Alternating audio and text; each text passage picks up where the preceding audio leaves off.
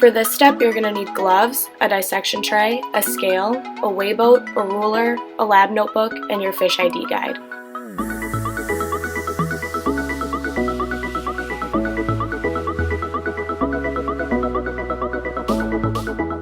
We used your ID guide to identify our fish as a white perch, so that's what we have shown here today.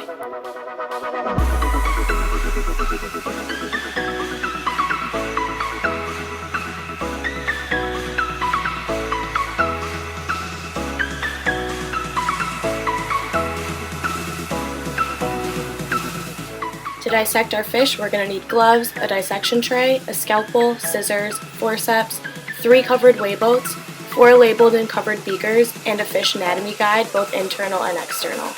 So you have 4 clean and covered empty beakers. To label your beakers, you're going to use a specimen ID code, which consists of an animal letter code and the date of your digestion. We're using a fish, so our letter code is F, with the date January 15th, 2020. And then you want to label which organ is going to be in each beaker, and you can color code your organs, but that's optional. For your control beaker, just mark control with the digestion date. Now you should have 4 labeled beakers, 1 for your esophagus, 1 for your stomach, 1 for your intestines, and 1 for your control. So here's how we'll set up for our dissection. We've got our internal anatomy guide, our 3 labeled and covered beakers for our organs with our weighboats,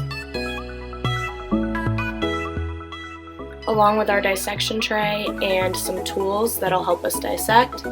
We've got a scalpel, a pair of scissors, and some tweezers. An external anatomy guide will help you find a few helpful features like the anal fin, the pelvic fins, and the pectoral fins. So we'll start by making an incision with the scalpel in the anal vent, and then we'll work our way with the scissors up from the anal fin to the pelvic fins. These are bony fish, so you might have to do a little bit of work. Then once we get to the pelvic fins, we can start to cut up at the pectoral fin to expose the organs. You're also going to want to remove this top flap of muscle and bone for easier access. Before removing your sample organs, you want to isolate them by carefully removing the membranous casing that holds all of the organs together. You can also discard the other organs in order to isolate the esophagus, the stomach, and the intestines. Here's our internal anatomy guide that we used for reference. I circled the intestines, the stomach, and the esophagus.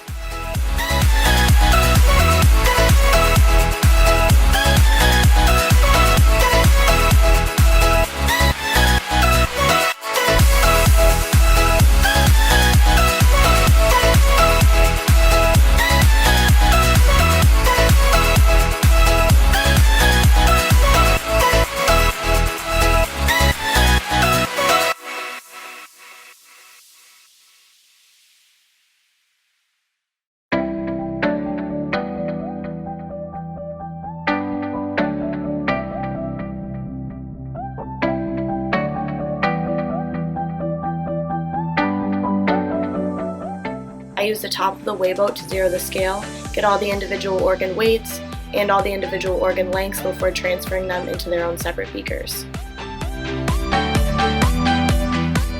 Now you should have 3 test beakers ready for KOH digest and 1 empty control beaker that isn't shown here. We are working with some pretty corrosive chemicals, so you just want to make sure you're always practicing proper lab safety and you're always working in the fume hood to protect yourself. For this step, you'll need 4 stir plates and stir bars, a 10 milliliter pipette with 2 separate pipette tips, 30 milliliters of 4 molar KOH per beaker, and 5 milliliters of 30% hydrogen peroxide per beaker. So we'll start in the fume hood with our stir plates. Each covered beaker has a stir bar. We have our designated pipette tip, our KOH, and our 10 milliliter pipette. And now we'll add 30 milliliters of 4 molar KOH to each beaker, remembering to keep the beakers covered in order to limit exposure.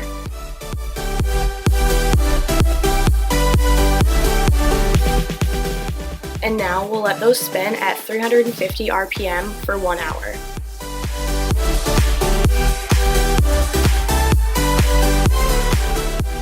Now we're ready to add our 30% hydrogen peroxide, remembering to use a separate pipette tip. So we're adding 5 milliliters of 30% hydrogen peroxide to each beaker, continuing to keep them covered in order to limit exposure.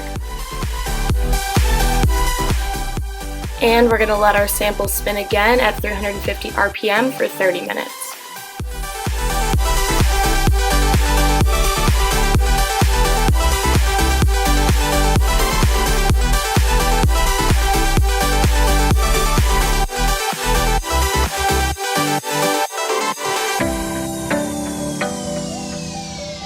For this step, you're going to need a 125 micrometer sieve, a liquid catching bin, a large beaker, deionized water, and a squirt bottle.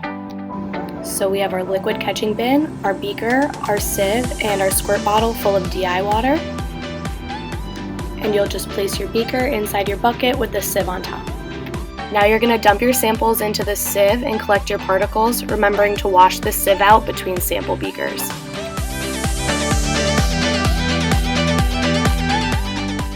And you'll want to use your squirt bottle to make sure you get all of the particles out of your beaker. Once you've done that, you'll collect all your particles at the edge of your sieve and transfer it back into the beaker that it came from.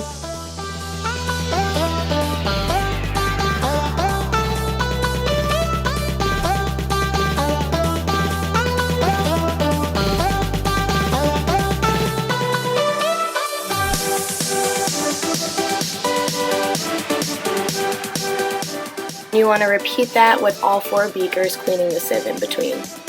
Anytime we're working with hazardous materials, we want to make sure we're dumping into a hazardous waste container and never down the sink.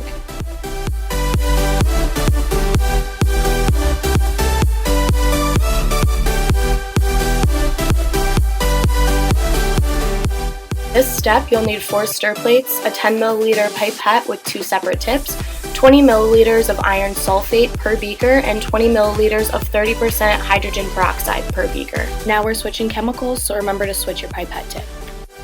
So now we're going to add 20 milliliters of iron sulfate to each beaker. And as always, we want to keep our samples covered in order to limit exposure.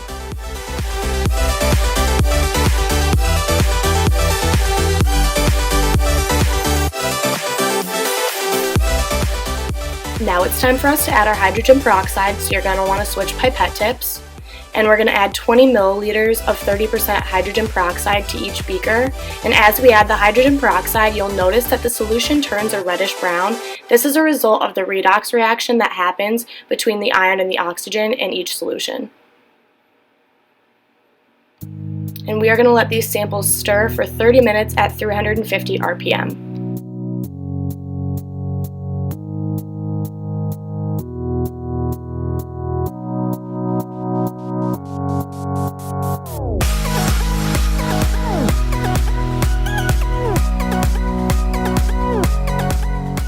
For this step, you'll need 12 labeled Petri dishes with covers and 12 labeled sample vials, a 1 millimeter, a 355 micrometer, and 125 micrometer stackable sieve, deionized water, a squirt bottle, a liquid catching bin, and a large beaker.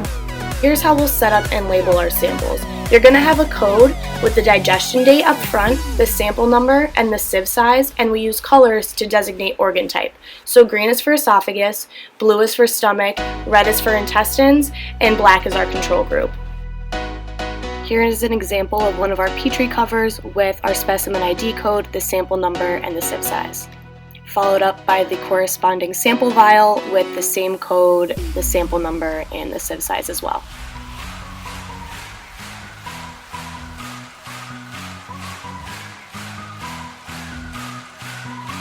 Our sieve setup is very much similar, except for now we have our stackable sieves, so we have our 1 millimeter, our 355 micrometer, and our 125 micrometer sieve.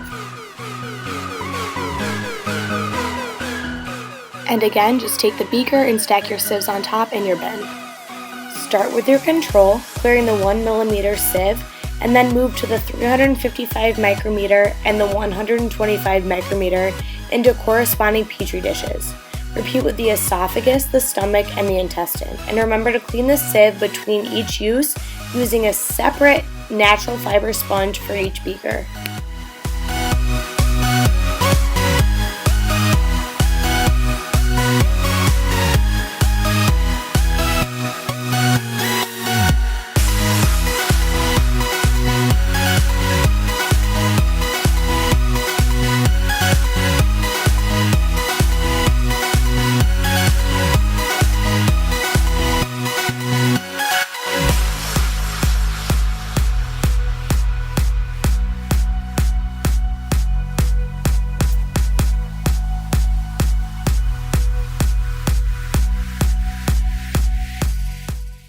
this is what your 12 process samples should look like. You'll have 3 for each organ and then 3 for your control.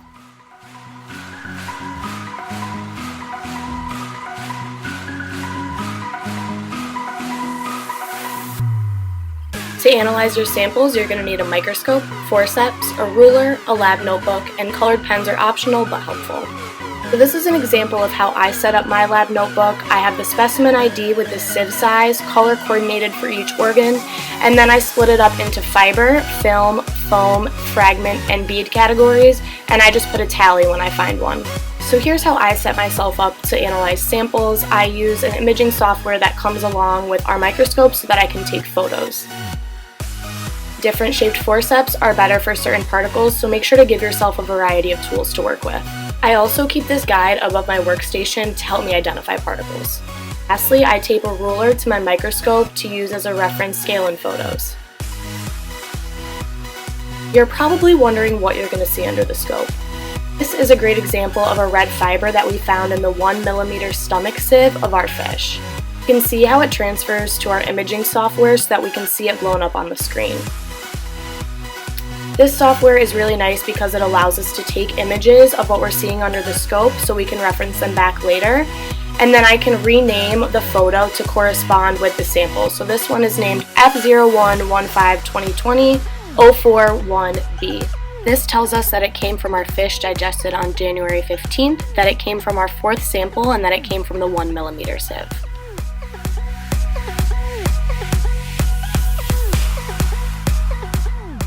So you found a particle. You're going to want to take your forceps and transfer that particle into your sample vial. Make sure to double check your forceps to make sure it's actually transferred, and then you want to recap to limit exposure and record what you found. So you just want to go ahead and repeat this with every sample and record your data in an Excel spreadsheet for further analysis. And your final step is data analysis and interpretation. So take your data, make some graphs, and tell us what you found. Thank you so much for watching this video. We hope you found it helpful. If you do your own microplastics research, let us know what you find. We'd be interested to know. I'd like to give a special thanks to Dr. Danielle Garneau, who not only facilitated this project and provided the resources, but also assisted with filming. For more information on microplastics, check out one of the leading microplastics scientists, Dr. Sherry Mason.